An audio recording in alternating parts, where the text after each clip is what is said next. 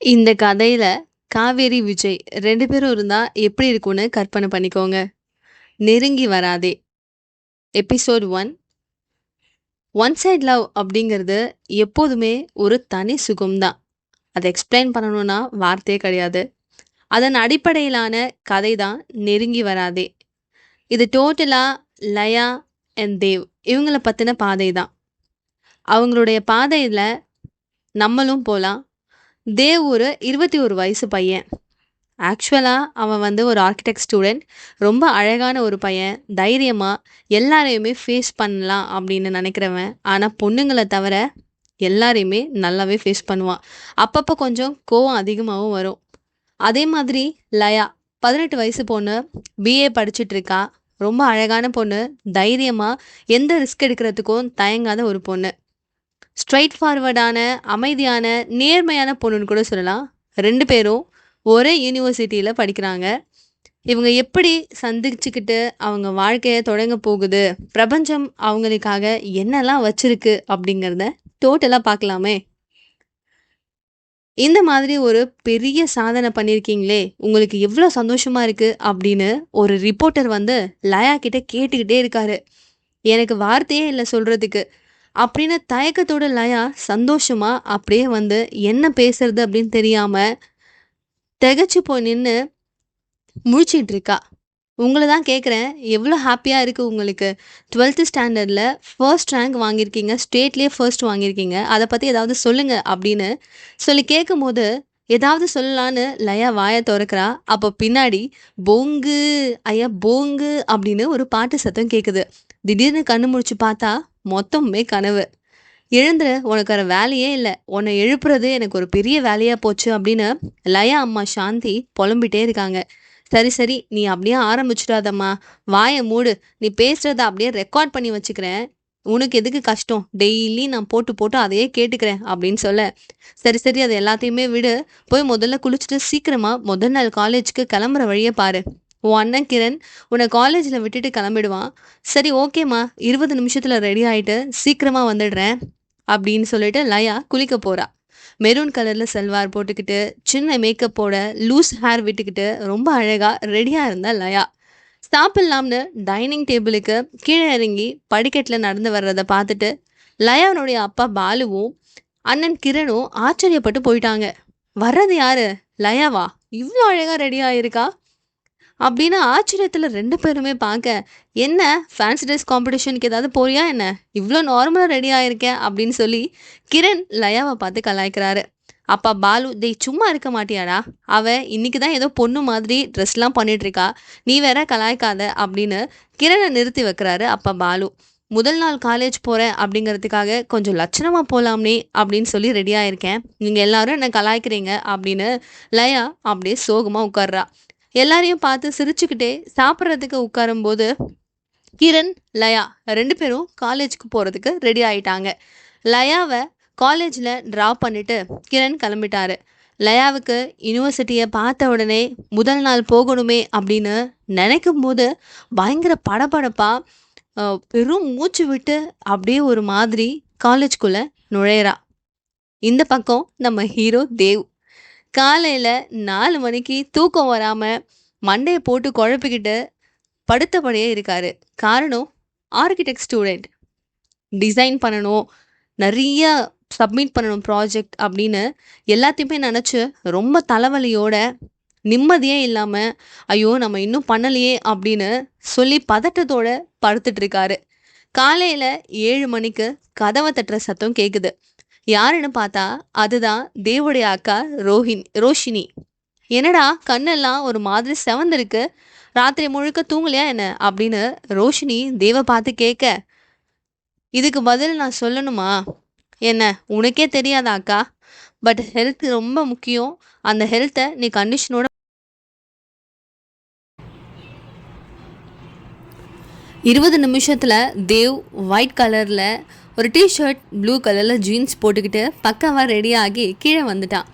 தேவோட அம்மா லக்ஷ்மி, அப்பா ரவி 2 பேரும் டைனிங் டேபிளில் இவங்க 2 பேருக்காக வெயிட் பண்ணிட்டு இருக்காங்க. ரோஷினி, தேவ் 2 பேரும் சேர்ந்து சாப்பிட்றதுக்கு உட்காரும்போது பரிமாற லக்ஷ்மியும் ரெடி ஆகி 2 பேருக்கும் சாப்பாடு பரிமாறிட்டு இருக்காங்க. லக்ஷ்மி 2 பேரையும் பார்த்து பொறுமையாக சாப்பிடுங்க அப்படின்னு சொல்ல, உடனே ஆமாம்மா நிதானமாக சாப்பிடுங்க, அடைச்சிக்க போது, அப்போ தான் காலேஜுக்கு பொறுமையாக பார்க்கலாம் அப்படின்னு ரவி பேப்பர் படிச்சுக்கிட்டே பேசுகிறாரு. ஆமாம் என்னை கலாய்க்கலைன்னா உங்களுக்குலாம் தூக்கமே வராது அப்படின்னு சொல்லி திரும்பவும் லக்ஷ்மியும் ஒரு மாதிரி சலிச்சுக்கிட்டே இருக்காங்க. சிரிப்பை அடைக்கவே முடியல. தேவ் ஒரு பக்கம் சிரிக்கிறதும் ரோஷினி ஒரு பக்கம் சிரிக்கிறதும் அம்மா அப்பாவோடைய சேட்டையை பார்த்து சந்தோஷமாக அவங்களும் அவங்களுடைய நாட்களை கழிக்கிறாங்க. லக்ஷ்மி பெருமூச்சோட சலிச்சுக்கிட்டே சாப்பாடு பரிமாறிட்டு இருக்காங்க. சரி பத்ரம், காலேஜுக்கு போயிட்டு வாங்க, வண்டியை ஸ்லோவாக ஓட்டணும், வேகமாக போக வேண்டாம் அப்படின்னு சொல்கிறத கேட்டுட்டு, ஆமாம் வண்டியை 30லேயே ஓட்டுங்க, அப்போ தான் காலேஜுக்கு சீக்கிரமாக போக முடியும் அப்படின்னு மறுபடியும் ரவி கலாச்சிக்கிட்டே இருக்காரு லக்ஷ்மியை. இவங்களுடைய சந்தோஷமான பேரை பார்த்து சந்தோஷமாக ரோஷினி தேவ் யூனிவர்சிட்டிக்கு கிளம்பிட்டாங்க. பாய் அம்மா, பாய் அப்பா, வரேன், பத்திரமா இருங்க அப்படின்னு சொல்லி தேவ் வண்டியை ஸ்டார்ட் பண்ணுறான்.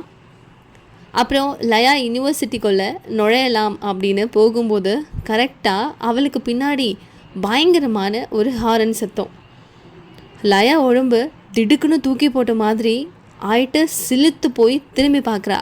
அப்போது அந்த பைக் மேலே ஒரு பையன் உட்காந்துக்கிட்டு ட்ரைவ் பண்ணுறான். கேம்பஸ்குள்ளே அவன் நுழையும் போது நான் பயந்தது ஒரு செகண்ட் பார்த்துட்டு என்னை கிராஸ் பண்ணும்போது எனக்கே தெரியாமல் என்னுடைய கண் படபடன்னு அடிச்சுக்கிச்சு. அவருடைய முகத்தை பார்த்த உடனே சின்னதாக ஒரு சிரிப்பு என் முகத்தில் தோன்றுச்சு. ஒன்று சொல்லணும், பார்த்த உடனே அவனை பிடிச்சு போச்சு. யார் என்னன்னு தெரியல. அவனுக்கு பின்னாடி ஒரு பொண்ணு மட்டும் உட்காந்துட்டு இருந்தா. என்னை திரும்பி பார்த்தது மட்டும் இல்லாமல் ஒரு மாதிரி சிரித்த மாதிரி ஒரு பார்த்துட்டு போன ஞாபகம் மட்டும் இருக்குது. நான் நினைக்கிறேன் எனக்கே தெரியாமல் ஒரு செகண்ட் புதுசாக ஒரு பவர் கிடைச்ச மாதிரி இருந்துச்சு. சரி எல்லாத்தையுமே மறந்துட்டேன்னு கிளாஸ் ரொம்ப போய் தேடி கண்டுபிடிச்சி வேகமாக ஓடினேன். ஒரு வழியாக கிளாஸை கண்டுபிடிச்சி டிபார்ட்மெண்ட்டில் போயிட்டு உட்காந்துட்டேன். பெஞ்சில் இந்த பக்கம் அந்த பக்கம் 2 கேர்ள்ஸ், ஹாய் நான் தான் லயா அப்படின்னு என்ன இன்ட்ரடியூஸ் பண்ணிக்கிட்டு அவங்களோட பேரை கேட்டு தெரிஞ்சுக்கிட்டேன். நான் பிரியா, பார்வதி அப்படின்னு இன்ட்ரடியூஸ் பண்ணிக்கிட்டாங்க. கிளாஸ் ஸ்டார்ட் ஆக ஆரம்பிச்சுது. ஃபர்ஸ்ட் 1 hour மொத்தமும் இன்ட்ரடக்ஷனாகவே போச்சு. நான் பிரியா, பார்வதி எல்லோரும் ரொம்ப ஜாலியாக பேசிகிட்டு இருந்தோம். பசங்க பக்கம் திரும்பி பார்த்தா ஒரு பையனை நீ அஜய் தானே அப்படின்னு நான் கேட்டேன். ஏன்னா அப்படி உனக்கு எப்படி தெரியும் என் பேர் அப்படின்னு அவன் ஷாக் ஆனா. ஆமாம் இதெல்லாம் ரொம்ப பெரிய அதிசயம் அப்படின்னு பிரியா பயங்கரமாக கலாய்ச்சா. பார்வதியோ, டேய் போன மொத்த செக்ஷனும் இன்ட்ரடக்ஷன் செக்ஷனாகவே போச்சு, உன் பேர் இதுதான் அப்படின்னு எங்களுக்கு தெரியறது என்ன ஒரு பெரிய அதிசயமா திரும்பவும் கலாய்க்க ஆரம்பித்தா. ஃபைனலி கொஞ்ச நேரத்தில் நாங்கள் 6 பேர் செம்ம ஃப்ரெண்ட்ஸ் ஆகிட்டோம். ஒரு செகண்ட் கிளாஸ் ஸ்டார்ட் ஆக ஆரம்பிக்கிறதுக்குள்ளே நெக்ஸ்ட்டு செகண்ட் ஹவரும் ஆரம்பிச்சிருச்சு. அது மொத்தமும் ஜேர்னலிசம் பற்றி தான். ஃபுல் டீட்டெயிலாக இதுதான் ஜேர்னலிசம் அப்படின்னு ஒரு கிளாஸ் எடுத்தாங்க. ஃபைனலாக ஒரு பிரேக் கிடச்சிருச்சு. அதே மாதிரி ரோஷினி தேவ்கிட்ட பாய் சொல்லிவிட்டு என்னோடய கிளாஸ் பற்றி நான் நாளைக்கு சொல்கிறேன், என்னோடய கிளாஸ் ஹாஃப் டே தான், நான் கிளாஸ் முடிஞ்சதும் வீட்டுக்கு கிளம்பிடுவேன், நீ பத்திரமா கேம்பஸ்குள்ளே போ, உன் கிளாஸ் அட்டென்ட் பண்ணு அப்படின்னு சொல்லிட்டு கிளம்பிட்டா. தேவ உன்னோட கேங் கூட சேர்ந்து கிளாஸ் கல்லைக்கும் போயாச்சு. லயா தேவ் 2 பேருக்கும் லஞ்ச் பிரேக் வருது. அந்த நேரத்தில் ஃப்ரெண்ட்ஸ் கூட ஜாலியாக பேசிட்டு வரும்போது காலையில் பார்த்த அதே முகம், அதே பையன். ஃப்ரெண்ட்ஸ் என் கூட பேசுகிறது எதுவுமே எனக்கு கேட்கல அப்படிங்கிற மாதிரி லயா அசந்து போய் தேவை பார்த்துக்கிட்டே நின்னா.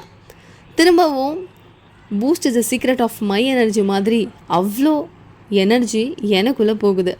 காலையில் பார்த்தா அதே பொண்ணு கூட இவன் பேசிட்டு நிற்கிறானே அப்படின்னு அதிர்ச்சியோட தேவ் பார்த்துட்டு அப்படியே எல்லாருக்கும் பாய் சொல்லிகிட்டு இருந்தேன். அங்கேருந்து நான் நகர ஆரம்பிச்சிட்டேன். பஸ் ஸ்டாப்பில் பஸ்ஸுக்காக வெயிட் பண்ணிகிட்டு இருக்கும்போது பஸ் கூட அந்த பையன் வருவானா இல்லையா அப்படின்னு அவன் பைக்காக வெயிட் பண்ணிகிட்டு இருந்த நேரம் தான் அதிகம். நினச்ச மாதிரி அந்த பையனும் வந்தான், பைக்கும் வந்தது, பின்னாடி அந்த பொண்ணும் இருந்தது. ஹெட்ஃபோன் காதில் மாட்டுற மாதிரி நடித்த லயா முழுக்க முழுக்க தேவ் என்ன பேசுகிறான் அப்படிங்கிறதுல மட்டும்தான் கவனமாக இருந்தா. சரி வீட்டுக்கு போயிட்டு மெசேஜ் பண்ணு ஓகேவா அக்கா அப்படின்னு தேவ் சொல்ல லயாக்கு அப்போ தான் உயிரே வருது. ஓஹோ இந்த பொண்ணு அக்காவா, இப்போ தான் சந்தோஷமாக இருக்குது, நம்ம ட்ராக் க்ளீனாக இருக்குப்பா அப்படின்னு சந்தோஷமாக பஸ் ஏறி வீட்டுக்கு போயிட்டு ஜாலியாக வீடியோ பார்க்குறது சீரியல் பார்க்குறது அப்படின்னு சந்தோஷமாக இருந்தா லயா. முதல் நாள் காலேஜ் அப்படிங்கிறதுனால அந்த அளவுக்கு எந்த விதமான ஒர்க் ப்ரெஷரோ எதுவுமே இல்லை அப்படிங்கிறதுனால சாயங்காலம் அம்மா கூட சேர்ந்து காய் நறுக்கி கொடுக்கறது சமைக்கிறது அப்படின்னு ஜாலியாக சாப்பிட்டுக்கிட்டு சந்தோஷமாக அவளுடைய நாள் போச்சு. நைட்டு படுக்க போகலாம் அப்படின்னு நினைக்கும்போது தூக்கமும் வரல. கண்ணை மூடினாவே பைக்கில் வந்த அந்த பையனுடைய ஞாபகமாகவே லயாவுக்கு இருக்குது. ரோஷினி தேவ் 2 பேரும் பேசிக்கும்போது அந்த பொண்ணு ஏன் அவ்வளோ வேகமாக ஹாரன் அடித்து பயமுறுத்தின அப்படின்னு சொல்லி கேட்கும்போது தேவ் நான் மட்டும் ஹாரன் அடிக்கலை அப்படின்னா அவளை இடிச்சிருப்பேன், அதெல்லாம் நமக்கு தேவையா என்ன போக்கா அப்படின்னு சொல்லிட்டு தேவ் சாதாரண பதில் சொல்கிறான். தேவையா அதெல்லாம் நம்மளுக்கு, நான் தான் ஹாரன் அடித்து சமாளிச்சிட்டேன்ல அப்படின்னு திரும்பவும் முகத்தை காமிக்க சரி அந்த பொண்ணை நீ பார்த்தியா இல்லையான்னு ரோஷினி மறுபடியும் கேட்க நான் எங்கே அவள் முகத்தை பார்த்தேன், பின்னாடி மட்டும்தான் பார்த்தேன். ஆமால நான் தான் அவளுடைய முகத்தை பார்த்தேன் அப்படின்னு ரோஷினியும் சொல்லிகிட்ருக்காங்க. அப்புறமா வேலை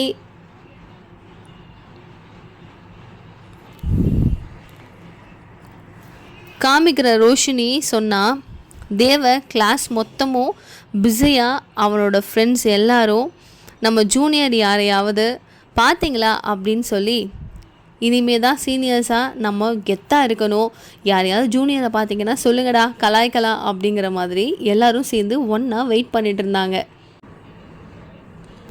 அப்போ தேவ் பார்த்து ஜூனியர் பொண்ணு ஒன்று சிரிக்குது. டே மச்சான் அந்த பொண்ணு என்னை பார்த்து சிரிக்கிறாடா அப்படின்னு தேவ் அவன் ஃப்ரெண்டுக்கிட்ட சொல்ல என் பொண்ணு இங்கே பார்த்து சிரிச்சியா என்ன இங்கே வா அப்படின்னு சொல்லிட்டு திரும்பவும் அவனுடைய ஃப்ரெண்டு கிஷோர் அந்த பொண்ணு கிட்ட கூப்பிடுறான். அப்படின்னு எந்த பொண்ணு சொல்கிறா, அந்த பொண்ணு அவனை பார்த்து சிரிச்சா கூப்பிடு அப்படின்னு சொல்லி திரும்பவும் கூப்பிடும்போது அந்த பொண்ணும் கொஞ்சம் கிட்ட வர்றதுக்கு ட்ரை பண்ணுறாங்க. என் மச்சானை பார்த்து சிரிச்சியா என்ன, ஏன் சிரிச்ச அப்படின்னு கிஷோர் மறுபடியும் அந்த பொண்ணை பார்த்து கேட்க அவரை பார்த்தா சிரிக்கணும்னு தோணுச்சு அதனால் சிரித்தேன் அப்படின்னு அந்த பொண்ணு சொல்கிறா. சரி உன் பேர் என்ன அப்படின்னு கிஷோர் கேட்க என் பேர் காவியான்னு சொல்கிறா அந்த பொண்ணு. நான் உங்களோட ஜூனியர் தான் அப்படின்னு சொன்ன உடனே எனக்கு தெரியும் அப்படின்னு கிஷோர் சலிச்சுக்கிறான். ஆனால் தேவுக்கு செம்ம சந்தோஷம்.